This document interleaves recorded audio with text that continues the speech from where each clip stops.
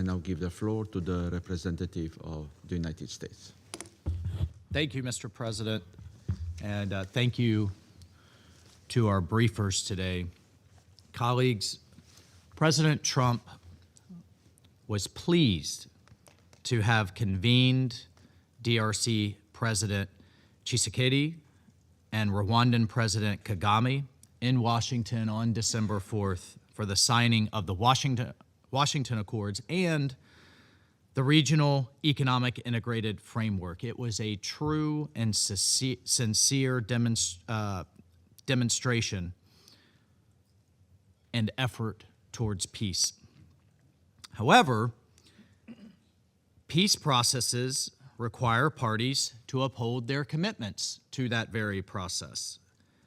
And the United States is profoundly concerned and incredibly disappointed with the renewed outbreak of violence in the eastern DRC. Today, I want to share with you some additional information on the scope and the sophistication of Rwanda's involvement in eastern DRC.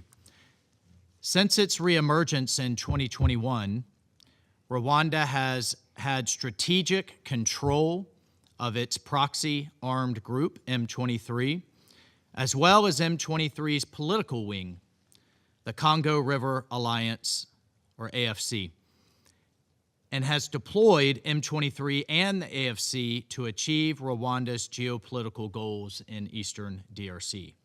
Kigali has been intimately involved in planning and executing the war in eastern DRC, providing military and political direction to M23 forces and AFC for years now.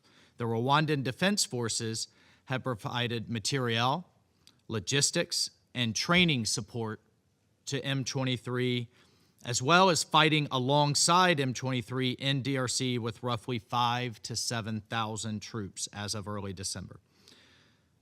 This is not counting the possible increases from Rwanda in this most recent advancement.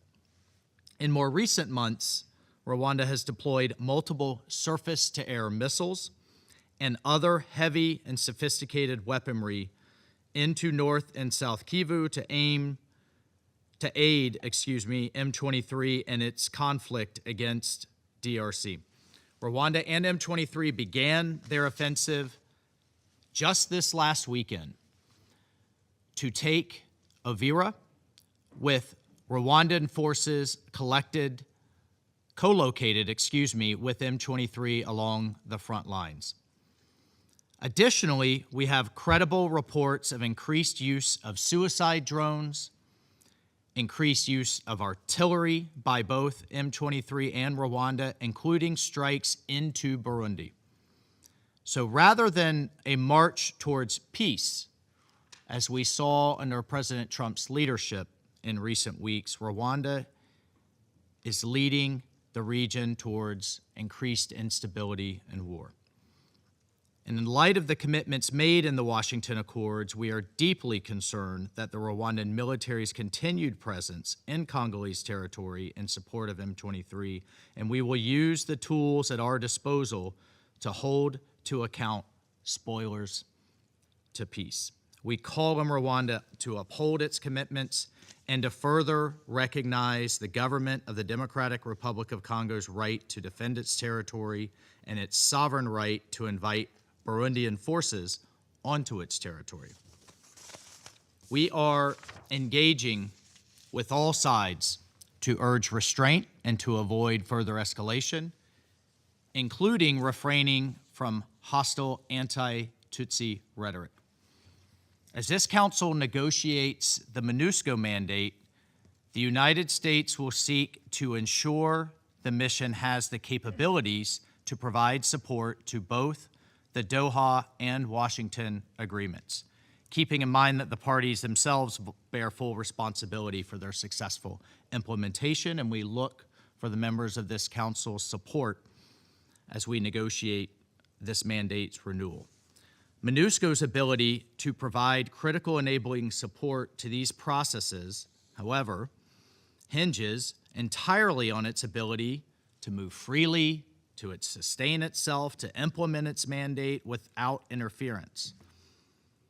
And the fact that UN peacekeeping forces are under siege by forces backed by a member state that itself is a troop contributor to peacekeeping missions, frankly, is a sad hypocrisy. Unfortunately, M23's months-long blockade on MONUSCO has undermined its ability to operate effectively in and out of Goma, as many representatives have stated here today. And for its part, Rwanda continues to deploy surface-to-air missiles and additionally conduct spoofing and jamming operations, which have effectively grounded MONUSCO air operations. So how can MONUSCO succeed under these conditions? We demand the immediate end of such obstruction, which violates M23 and Rwanda's obligations under both the Doha and Washington agreements, respectively. We remain steadfast in our support of MONUSCO and its role in the realization of these historic agreements, which we believe hold great potential to end the decades of suffering in Eastern DRC. I thank you, Mr. President.